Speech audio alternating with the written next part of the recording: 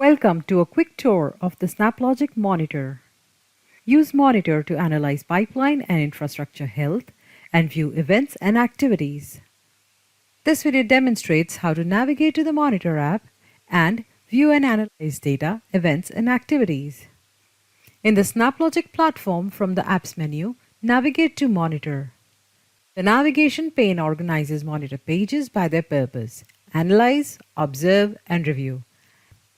The Observe category is available for those with an APIM subscription. The Integration Catalog, available for enterprise customers, shows all the integrations in the production environment. Watch the Integration Catalog video for more details. Insights provides a summary of the environment used that refreshes daily. Charts summarize pipeline and Snap executions and the number of documents processed for the selected time period. The charts can display stats totaled by either the SnapLogic or the invocation type.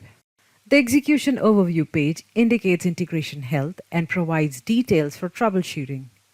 The summary cards total executions by status for the selected time period. Click a card to filter by status. Click an execution record to view pipeline details such as Snap statistics and logs. Click Infrastructure to open the system overview. At a glance, you can view resource use for SnapLogics. To examine node health, click Metrics and select a node.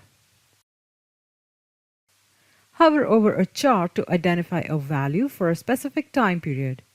Select an area to zoom in. API Metrics provides details about the consumption and error statistics for all operational APIs for users with an APIM subscription. In the Review section, click Alert History to view the SnapLogic node alerts. No alerts occurred in the selected time frame.